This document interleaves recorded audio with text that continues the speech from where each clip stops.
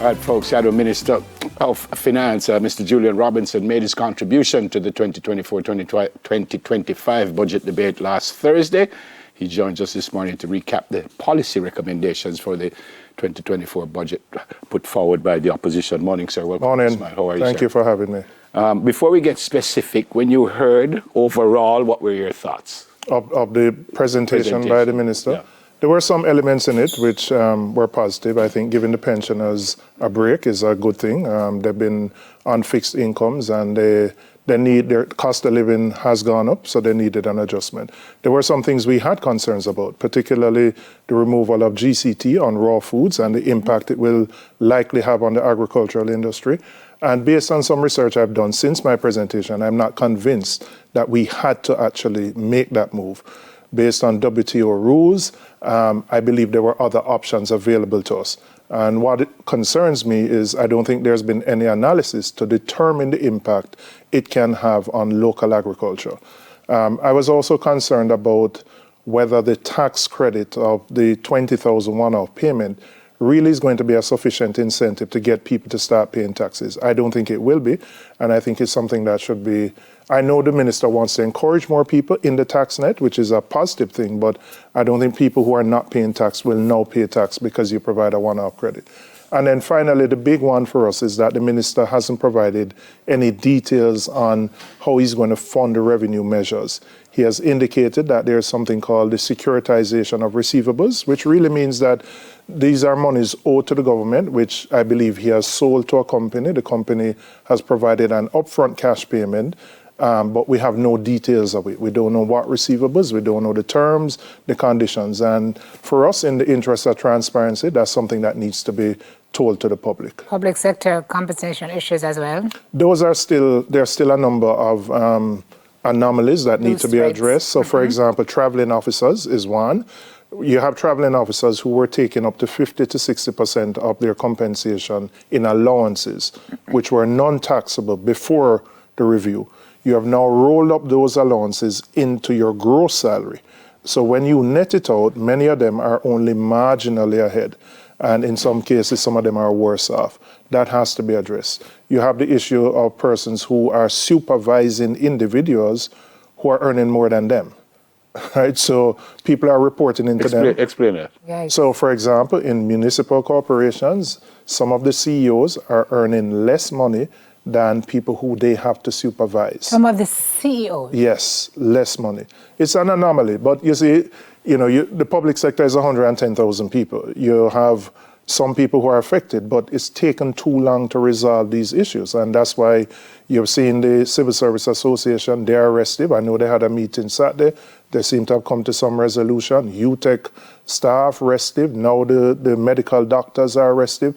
So there are a number of issues where what the complaint that we're getting is that the ministry is not responding in a timely fashion to the issues that they have raised. And as such, if people feel that you're not dealing with their issues, they're going to get restive. And they feel that the only way you're going to respond is if they threaten strike action. Complex issue though, eh? It is. I mean, And some gains have been made. Gains, yeah, absolutely. Yeah. I mean, there have been increases and the realignment, the reduction of the different levels. So, yes, there have been positive things, but you have to address those outstanding issues because to an individual who is affected, it's their bread and butter. Yeah. Can we talk a little bit more about the local farmers issue, the agriculture issue? Yeah. What are the concerns of the opposition? Well, because the minister said this is to level the playing field, and so you're not convinced? No, I'm not convinced that we had to take the steps. The way the WTO works, they rarely impose sanctions. You have a process where you can arbitrate issues and you can come to some agreement. But first, there was no consultation with the farming sector. Food security is important for us as a country. If our borders are closed, we need to be able to feed ourselves. But it's also one of those industries that provides the opportunity for export growth. Now, we are dealing with a world which is not level, meaning the larger, richer countries subsidize their agricultural industry. So what you may have now is where subsidized agricultural input is dumped, and I use the word dumped, into the country below the cost of their production, which wipes out our local farmers. A lot of our farming produce goes, for example, to the tourism industry. What you're doing now is you're incentivizing hotels to import directly instead of buying locally. Buying locally is what will lift up our economic growth. People can employ more people. So it is a major concern. We already have an impact we import too many things, chicken back, chicken meat. We import, it's huge. It's $1 billion in food imports. Yeah. So really, this measure, in my view, runs the risk of impacting the industry in a real negative way. And it seemed to have caught the industry totally off guard. Because, how is that? Well, don't ask me. I don't know where the consultations took place, but when you listen to the president of the JAS, he didn't know about it until it was announced. You listen to other local farmers, there was no consultation. And this is something that should be implemented April 1st. No. All right. Effective execution of the census. Yeah, we have had from the beginning, this was launched in either 21 or 22, right? And I was at the launch, the Prime Minister, the Minister of Finance. We're supposed to count everybody. There were issues that were raised from then with the census workers about the conditions, etc. In my view, those things were not addressed from an early stage. So we are way beyond the deadline. In fact, we're 2 years beyond the deadline. The minister has said we have completed data collection. My information is we haven't counted 1 million people. We're at less than 1 million people. The last census was 2.5. Now, there are a whole set of issues that arise there. The census data is so important in economic planning. You need to know how many people in your population. When you're measuring unemployment and those things, that data drives that kind of activity. And quite frankly, I think it has been badly managed. And I think there has to be a reset, quite frankly. I don't know their ability to complete the exercise because so many of the workers are disgruntled. Every day I get complaints about people who have not been paid for no fault of their own. Those people are not going to be willing to go back out there and complete this exercise. So it really needed to be managed a lot better. It's anecdotal, but I hear a lot of folks who are complaining about having not been counted, folks who generally are or just had a better sense of how things were unfolding regarding the census. So I'm not sure what has shifted, if something... Well, we do a census once every 10 years, and yes, things have changed. So, for example, you have more people in apartments and townhouses. I have to deal with that as an MP because a lot of them are in my constituency, but you have to find ways to get to people. The reality is that, and people are a little more reserved about sharing information, but we just have not even gotten to those persons.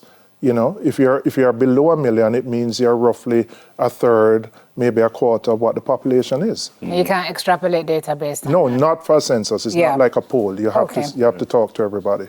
Big ticket items now, policy recommendations for improvement of the economy. Crime and public transport, big ticket. Let's start with the crime. The reason I spoke about crime has an impact on our growth. Our growth is stymied because of the high levels of crime. What we have seen in terms of the approach of the government is crime control. What do I mean by crime control? A lot of investment in the JCF and the JDF, which is not bad, right? But that is at the end, what you have to try and do is prevent the crime. Those young people who come out of our high school system, who are barely literate, you have to find ways to get to those people before they get to crime. So the prevention part, we have not placed any emphasis on that. There's no social intervention in the budget. The minister says roll up into each ministry, but there's no focal point or central point to deal with it. What we have to do is prevent more people getting involved in criminal activity. A significant part of that is the failures in the education system, where you graduate people after 10 years who are barely literate and numerate. They don't have the skills, so what they're going to end up doing? They become recruits for gangs.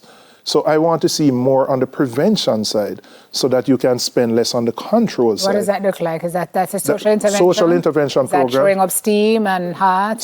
Exactly. All of those things. We have to provide more opportunities to upskill people. We have 700,000 Jamaicans outside of the workforce.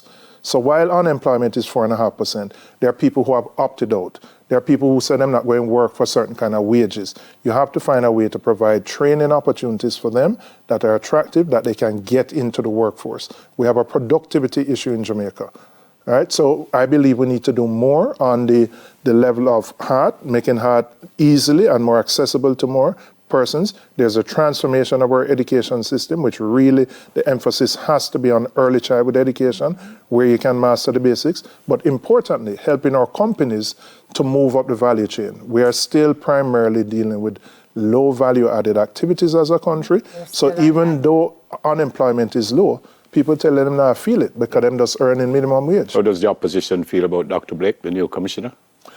We support him. He's a veteran of the police force. He's been there for a long time. It's a tough task, and I don't want to. There's a lot in terms of expectations of him, the person. We have to see what his approach is going to be. We were disappointed in terms of the approach of just SOEs and ZOZOs, which are important, but they had become routine crime-fighting measures. I don't think that can be the way to fight crime. You're going to have some individuals that you have to resort to that. But there are other approaches that are needed to have a comprehensive and a holistic solution to crime and violence. I always find it interesting, the feedback out of these budget presentations. This one coming on the heels of a local government election where it's clear that there's some traction. We made gains. We were happy with the results. There are seven mayors on our side, 7 on the other side. We added councils. We were at 98. We are now at 117. We got the popular vote, not just nationally, but in a number of the municipalities. So we've made gains. I mean, we're going to assess where we are. A general election is due in a year and a half. So you have to look at how you recalibrate, where you place the emphasis on. Based on the local government results, we would have gained an additional 17 seats. So you look at the data and you determine where you need to place the emphasis. And can you use that to say what might happen in the national election? Well, it's a good indicator. This local government was different from any other. It was 4 years after the due date. It's a year and a half before a general. Quite frankly, it was fought more on national issues rather than local. So, it's a good proxy.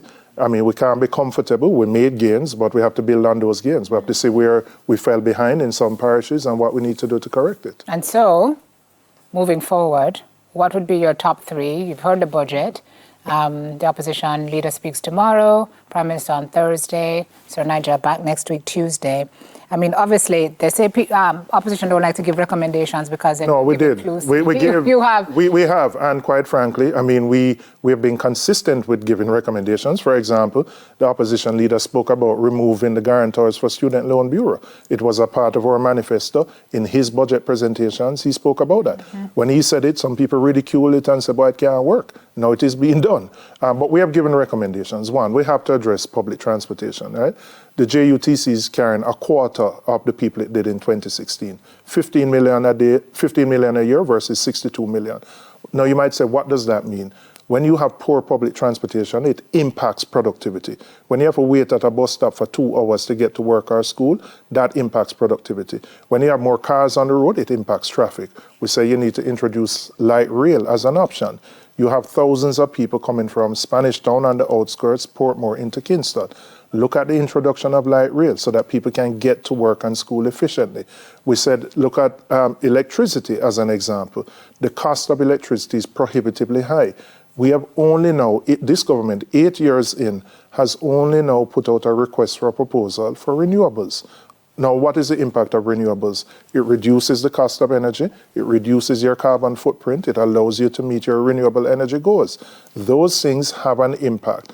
Now, in essence, we're saying really the only sustainable way to lift living standards is to move our economy from what we call a low value added, low productivity level to higher value add. It's not a 1-year exercise. It is something which will take time, but we need to recognize the need to move it and then put in the steps so that we can get there. Thanks for coming, sir. Thank you. God bless you and your family, sir. Shadow Finance Minister, Mr. Julian Robinson. Okay, and after the break, we're catching up with the president of the National Education Association. We're back with that after this.